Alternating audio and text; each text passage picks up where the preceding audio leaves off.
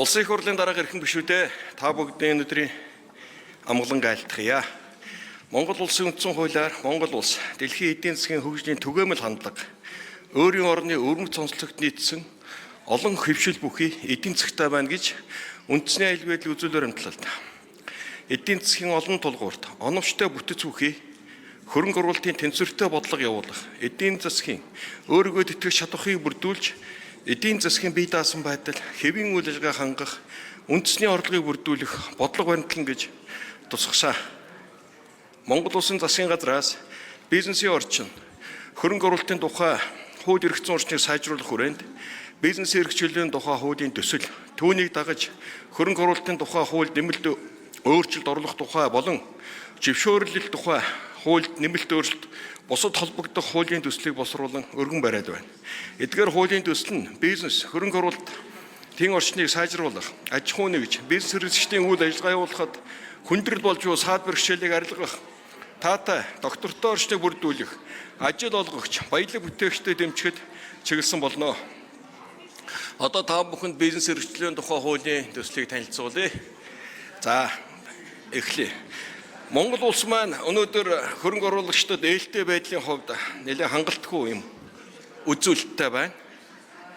Эдийн засгийн эрхчлүүд байдлын индексээр 2025 оны байдлаар 184 улсаас 74-р байрт эрэмблэгдэж байгаа хэдий ч эрх зүй болон бодлогын орчин сайжруулах олон асуудлууд хуримтлагдсан байна. За үүнээс хөрөнгө оруулагчдад ээлтэй байдлын үзүүлэлтээр Монгол улс нэлээд хойгуур 109-р байранд эрэмблэгдэж байгаа. Энэ хөрөнгө оруулалтын орчин гарч байгаа гомдол маргааны шийдвэрлэх тогтолцоог сайжруулах шаардлагатай байгааг харуулж байгаа юм үзүүлэлт болж байна. Дараагийнх нь. За одоогийн хүчин төгөлдөр үйлчилж буй хөрөнгө оруулалтын тухай хууль 2013 онд батлагдсан байна. Уг хуулиар хөрөнгө оруулалтын хэлбэр, татврын болон татврын бус дэмжлэг, татврын орчныг докторжуулах болон засгийн газартаа гэрээ байгуулах зэргийг зохицуулсан юм суур хууль байдаг. За хөрөнгө оруулагчид хууль эрх зүйн орчны доктортой байдал, ил тод, урьдчилан таамаглах боломжтой нөхцөл хөрөнгө оруулалтын баталгаанд үндэслэн шийдвэр гаргаж хөрөнгө оруулалтаа оруулдаг. За иймд одоо бид өнөөгийн мөрдөж байгаа хуулийн суурийг хадгалаад цаашаа сайжруулах нэмэх зүйлүүдэд нэмээд энэ хуулиа нэмэлт өөрчлөлт болгон одоо өргөн барьж байна. За дараагийнх хөрөнгө оруулалтын тухай хууль батлагдсанаас хойш 13 жилийн хугацаанд 17 удаа нэмэлт өөрчлөлт хэдийгээр орсон боловч үндсэндээ өөрчлөлт нь бус хуулийг дагалдаж орсон өөрчлөлтүүд бөгөөд хуулиар зохицуулж буй зарим харилцааг тодруулах, хууль орондоо уялдааг сайжруулах, хууль эрхлэлд хангах хэрэгцээ шаардлагууд үүссэн байна. За өнгөрсөн хугацаанд хөрөнгө оруулагчийн гомдлыг үр дүнтэй шийдвэрлэх тогтолцоо бүрдэж чадаагүйгээс өнгөрсөн нийт одоо хөрөнгө оруулалтын маргаан олон улсын арбитрт одоо олноор очдог болсон байна. Эдийн засгийн хөгжлийн яамд 2022 оноос хойш нийт 145 гомдол хөрөнгө оруулагчдаас ирлээ. Хөрөнгө оруулагчдын гомдлыг шийдвэрлэх талаар арга хэмжээ авч, гомдлыг шийдвэрлэх үүргийг холбогдох байгууллагууд өгч, засгийн газрын 3 удаагийн тогтоол гарган ажиллаж байгаа. Хэдий ч хууль эрх зүйн орчин томоохон өөрчлөлт хэрэгтэй улам тодорхой болж байна. За Дэлхийн банкнаас 2023 онд гаргасан Монгол дэлхийн хөрөнгө оруулалтын өрсөлдөх чадварын тайланд дурдсанаар Монгол улс нь хууль бусаар хөрөнгө хураан авах, валютыг хөрвүүлэх, шилжүүлэхэд хязгаар тавих асуудлаар эрсдэлтэй орны тоонд багтсан байна. За энэ нь одоо олон улслагаар гэрээгээ зогцсон нөхцөлд 3 хөрөнгө оруулагч тутмын нэг нь хөрөнгө оруулалт эргүүлэн татах, хөрөнгө хураах асуудлын тохиолдол болгонд оруулсан хөрөнгө оруулалтынхаа 50%-ийг хөрөнгө оруулалт зуцалж байгаа юм тооцоо гарч байна. За нийт гомдлыг үндсэн 5 төрөлд нь ангилж үзсэн. Нэгдүгээр төрийн байгууллагын үйл ажиллагаа, орон нутгийн иргэд. Орон нутгийн төрийн бус байгууллагатай холбоотой 81 гомдол. За энэ бол одоо маш их нэмэгдэж байгаа гомдол. Хоёрдугаар дэргэний эрх зүйн гэрээний харилцаанд үүссэн маргаан бүхэн 22 гомдол. Гуравдугаарт мөрдөн шалгах ажиллагаатай холбоотой 17 гомдол. Дөрөвдүгээр татврын маргаантай холбоотой 13 гомдол. Тавдугаар шүүхэн шийдвэр гүйцэтгэлтэй холбоотой гомдол 12. Хэдийгээр шүүхээр асуудлаараа шийдвэрлэгдсэн хэдий шүүхэн шийдвэр гүйцэтгэлээр 5-8 жилийн хугацаанд шийдвэрлэгдээгүй олон одоо асуудлууд хоримтлагдсан байна гэж. За дараагийн слайд. За Монгол улс маань 41 хуулийн хүрээнд 49 заалтаар гадаадын хөрөнгө оруулалтын аж ахуйн нэгжийн үйл ажиллагаа явуулж хөрөнгө оруулалтыг хийх шууд болон шууд бусаар хоригдж хязгаарласан юм эрх зүйн орчныг бүрдүүлсэн байна.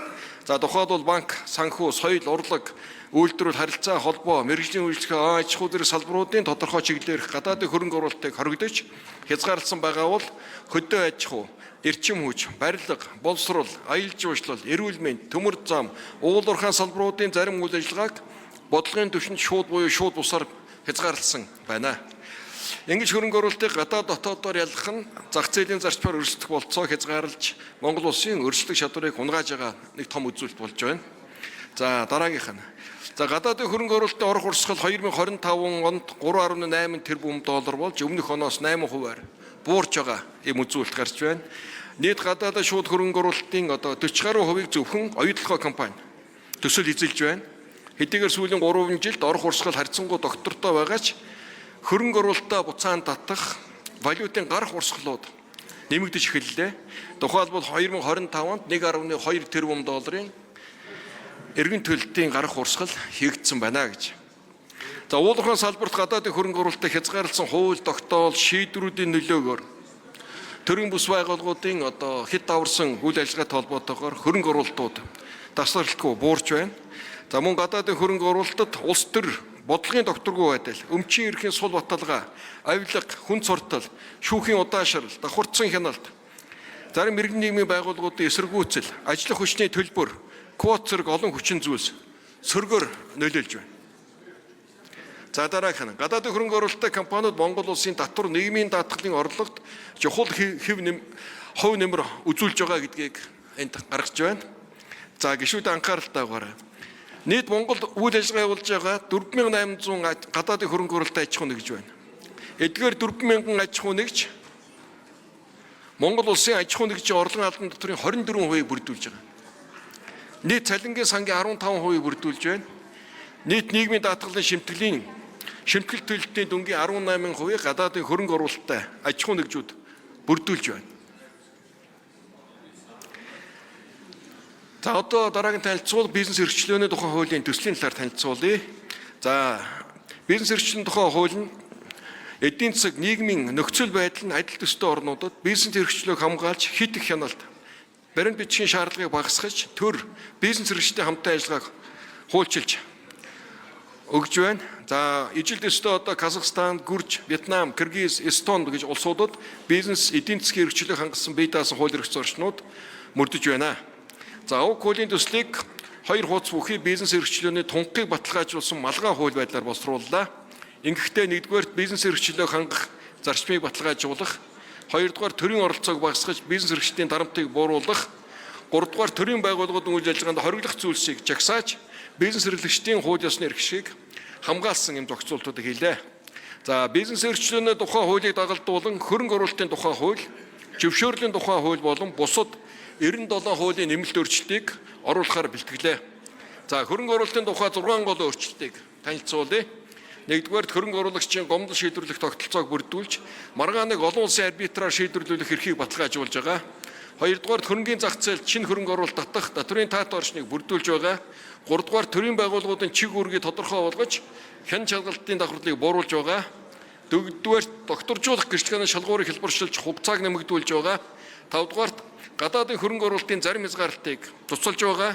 6-р хөрөнгө оруулалтын баталгаа, суур зарчмыг олон улсын жишгийн дагуу хуулинд тусгаж байгаа. За нэг бүрчлэнгээ алгасаад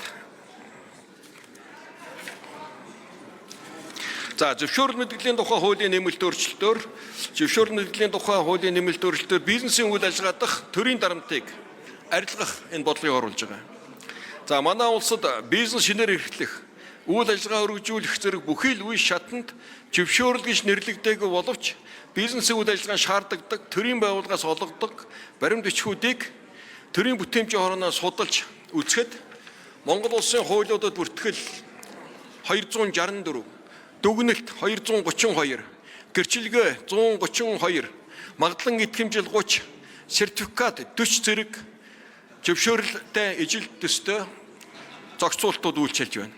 Цаашаа зөвшөөрөл шинээр бий болоход зохицуултын өр нөлөөг үнэлгээ хийж хяналт тавьдаг болохоор зохицуултыг хуулийг орууллаа. За дараагийн слайд.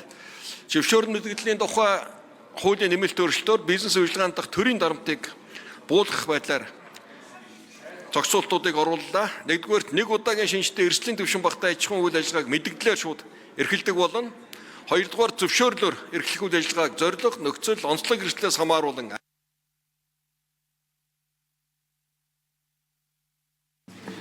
Эндрийн микрофон.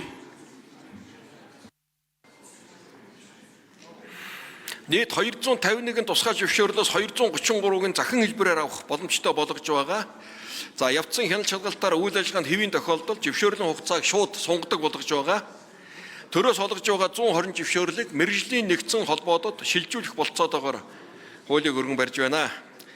За дараагийн слайд гэрээ бүртгэл гэрчлэгээ лавлгаа зэрэг зүс нэрийг нь өөрчилсөн зөвшөөрлийг хөөцөлдөхгүй. E-бизнес системд хаана юу хийхээ мэдэгдээд хүлээлгүй шууд бизнес хөрөнгө оруулалтын үйл ажиллагаагаа эхэлж болохоор зохицуулж байгаа. Мэдэгдээд шууд эхэлсэн иргэнд төр очиж үйлчлэн төр 30 хоногийн дотор хаяг байршилд нь очиж төрийн үйлчлэгээ үзүүлэн галын дүгнэлт гаргаж хогны гэрээ зэргийг хийх болно. За бизнес эрхлэлийн тухай анхдагч хууль батлагснаар Монгол улсын хөгжлийн бодлогод туссан зорилтууд хангагдаж хөрөнгө оруулалт нэмэгдэж Монгол улсын гадаад валютын нөөц өсөж улмаар бизнес эрхлэлт ажлын байрыг нэмэгдүүлэх замаар эдийн засгийн өсөлтийг нэмэгдүүлж Монгол улсын өрсөлдөх чадварыг сайжруулна гэж үзэж байна. Бизнес эрхлэлийн тухай анхдагч хуулийн төслийн хүрээнд хөрөнгө оруулалтын тухай хуулийн нэмэлт өөрчлөлт, зөвшөөрөл мэдрэлийн тухай хуулийн нэмэлт өөрчлөлт болон бусад агалдах хуулиуд нийлсэн 99 хуулийн төслийг чуулганы хуралдаанаар хэлцэн шийдвэрлэж өгөх хүсье. Анхаарал тавьсанд баярлалаа.